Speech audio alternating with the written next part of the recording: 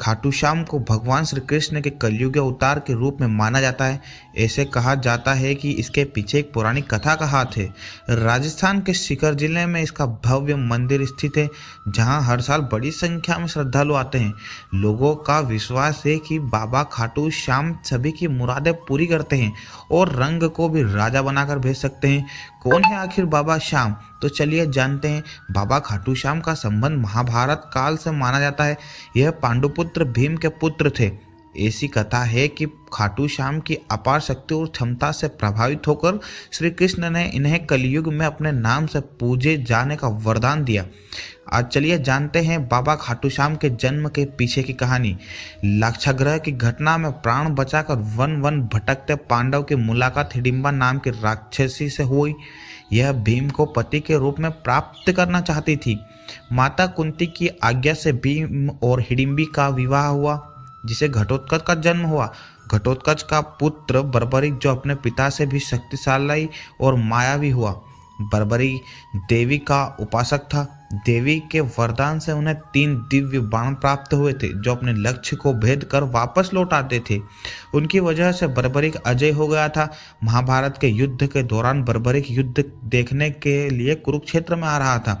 श्री कृष्ण जानते थे कि अगर बर्बरिक युद्ध में शामिल हुआ तो परिणाम पांडवों के विरुद्ध हो जाएगा। बर्बरिक को रोकने के लिए श्री कृष्ण ब्राह्मण बनकर बर्बरिक के सामने आए। अनजान बनते हुए श्री कृष्ण ने बर्बरिक से पूछा कि कौन हो तुम और कुरुक्षेत्र में क्यों जा रहे हो। जवाब में बर्बरिक ने बताया कि वह एक दानी योद्धा है, जो अपने एक बाण से महाभारत का निर्णय तय कर सकता है। श्री कृष्ण ने उसकी परीक्षा लेनी चाहिए।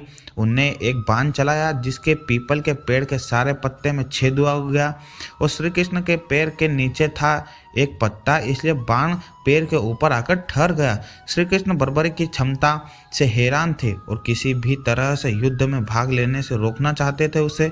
इसके लिए श्री कृष्ण ने बर्बरिक से कहा कि तुम तो बड़े पराक्रमी हो, मुझ गरीब को भी कुछ दान दे दो। बर्बरिक ने जब दान मांगने के लिए कहा तो श्री कृष्ण ने बर्बरिक से उसका शीश मांग लिया।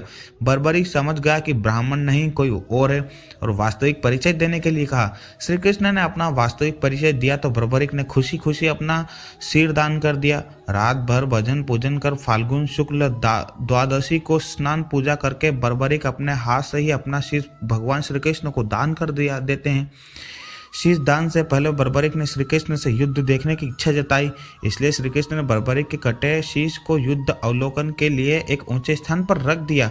युद्ध में विजय श्री प्राप्त होने पर पांडव विजय का श्रेय लेने हेतु वाद विवाद कर रहे थे। तब श्री कृष्ण ने कहा कि इनका निर्णय बर्बरिक का शीश तय करेगा। बर्बरिक के शीश ने बताया कि युद्ध में श्री कृष्ण का सुदर्शन चक्र चल रहा था, जिससे कटे हुए वृक्ष की तरह योद्धा भूमि पर गिर रहे थे। द्रौपदी महाकाली के रूप में रक्तपान कर रही थी। श्री कृष्ण ने प्रसन्न होकर बर्बरिक के उस कटे सिर को वरदान दिया कि कलयुग में तुम मेरे श्याम नाम से पूजित जाओगे और तुम्हारे स्मरण मात्र से ही भक्तों का कल्याण होगा और धर्म अधर्म काम मोक्ष की प्राप्ति होगी।